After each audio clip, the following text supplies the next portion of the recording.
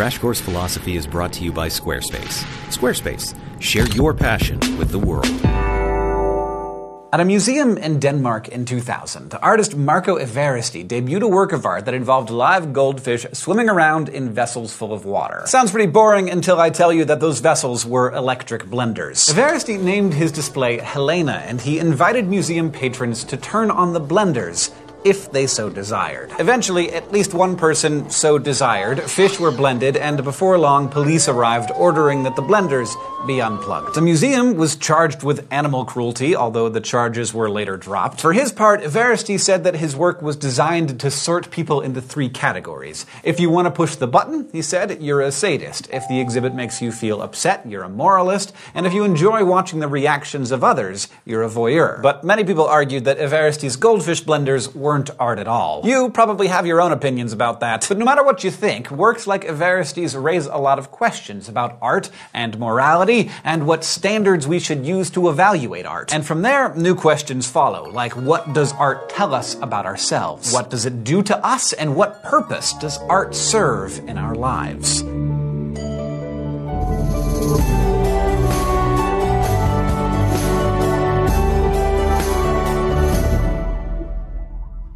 You know who was super anti-art? Plato. He believed that art plays to our emotions rather than to our reason, and if you recall Plato's idea of the tripartite soul, he thought the rational part of the soul should always be in charge. So art was problematic for him because it encourages us to think with the spirited or emotional part of our souls. He also had a beef with art because he said it depicts the imaginary as if it were real, and for a guy who was as concerned with truth as he was, you can see why this might have been a problem. Plato was so concerned about the dangers of art that he actually advocated for its widespread censorship. And while you might disagree with him on that, you can probably at least agree with his sentiment that art is powerful. But what is it good for? Well, let's fast forward about 2,400 years for that. 20th century British philosopher R.G. Collingwood acknowledged that art is frequently used as an escape from life, a simple amusement, a distraction. But he also said that the best art, the art that really matters, is the stuff that changes the way we interact with the world. So Collingwood drew a distinction between what he called amusement art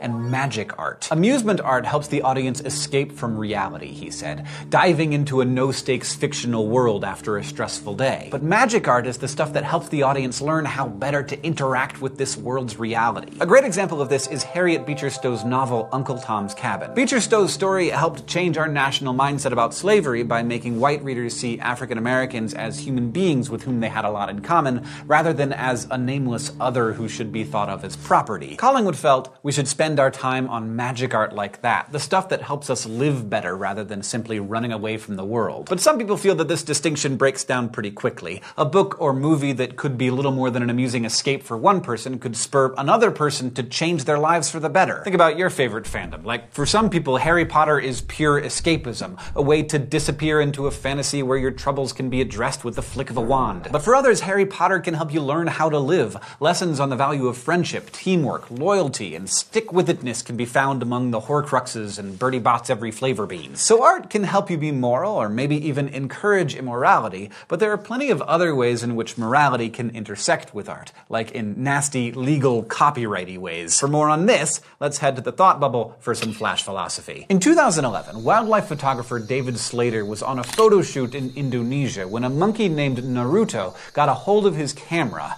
There are disputes as to how exactly, but in the process, that monkey took some pretty sweet selfies. Slater later tried to claim copyright of the images, but was denied because he was not the one who took the pictures. Naruto did. The photos are currently in the public domain, but the People for the Ethical Treatment of Animals has filed a lawsuit on behalf of Naruto, arguing that the monkey owns the rights and any profits ought to go to him. Slater, on the other hand, says that he should own the rights because he was ultimately responsible for Naruto getting his camera and taking the pictures with it. By that logic, Slater claims, he was the artist and Naruto was simply part of the medium used to create the art. Slater's reasoning might resonate with those of you who, in our last episode, were in the camp that believed art required an intentional artist. In that view, Naruto can't claim the pics because he probably didn't understand himself as deliberately taking self-portraits. But arguably, Slater creator's intention didn't shape the pictures either. He didn't decide how to position the camera or when to click the shutter. But he did decide to go to that particular location knowing it was full of curious little primates with opposable thumbs that would make working a camera possible. So what do you think? Is there any artist behind these pictures? And if there is,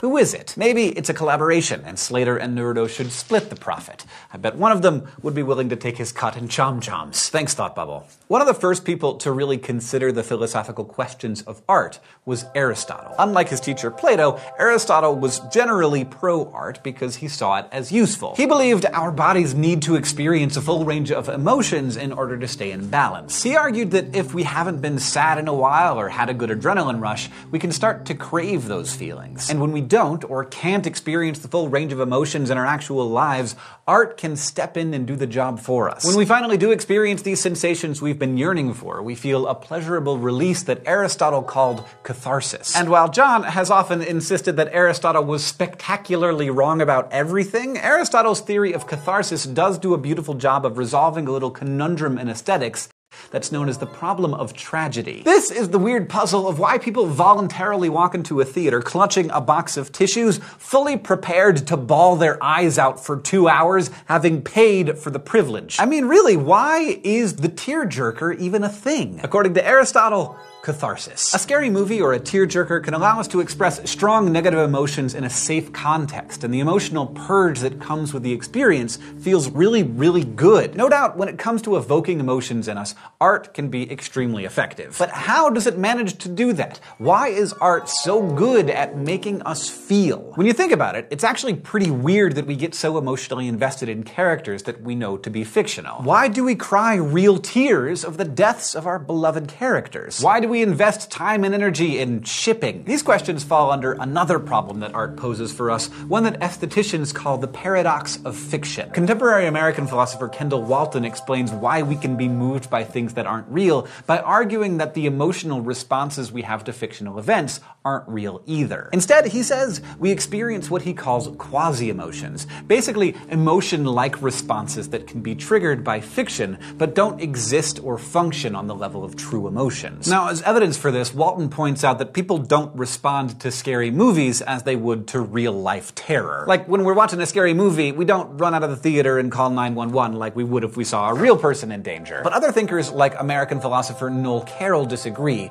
Carroll argues that we can have real emotional responses to fictional characters and situations. Our emotions don't have to correspond to external reality in order for the emotions themselves to be real, he says. So we can feel just as strongly for the loves and losses of our favorite characters as we can for the plights of our friends and family. Now, it's time to think back to Helena and the goldfish in the blenders. Helena raises questions about the relationship between morality and art, and here there are two main schools of thought. Some people, called autonomists, maintain that art and morality are entirely separate. So if something is done in the name of art, it's basically immune from moral scrutiny. It's almost like artists live and work in some kind of protective morality bubble. So in the autonomous view, Everesty did nothing wrong putting goldfish in a situation where they were likely to be pulverized because he was doing it in the name of artistic expression. But there are others, known as aesthetic moralists, who argue that morality and art are interconnected. So any moral stain connected with a work makes a work aesthetically flawed. In this view, even if Everesty's aesthetic concept was superb, the fact that he expressed that concept through immoral means, in this case the wanton destruction of goldfish life, that counts against the overall aesthetic value of his work. Art is often designed to challenge our beliefs and our values, and most of us agree that this can be a good thing. But are there limits? We often give artists credit for amazing works of art that inspire positive change in the world, like Uncle Tom's Cabin. But if a work inspires bad actions or bad attitudes, is the artist to blame for that too? As in most areas of philosophy, there's plenty more about aesthetics that we could explore if we had time. But as we move on to the next segment of our course, I hope you've found that aesthetics, one of the less well-known areas of philosophy, is worth your attention as you continue to interact with art in your lives. Today, we learned about R.G. Collingwood's view that art is best when it helps us live better lives. We learned how Aristotle's concept of catharsis can resolve the problem of tragedy, and we studied the paradox of fiction. We also thought about the debate between autonomism and moralism. This episode of Crash Course Philosophy is made possible by Squarespace. Squarespace is a way to create a website, blog, or online store for you and your ideas. Squarespace features a user-friendly interface, custom templates, and 24/7 customer support. Try Squarespace at squarespace.com/crash course for a special offer. Squarespace, share your passion with the world. Crash Course Philosophy is produced in association with PBS Digital Studios. You can head over to their channel to check out a playlist of the latest episodes of shows like Gross Science, PBS Idea Channel, and It's Okay to Be Smart. This episode of Crash Course was filmed in the Dr. Cheryl C. Kinney Crash Course studio with the help of all of these awesome people, and our equally fantastic graphics team is Thought Cafe.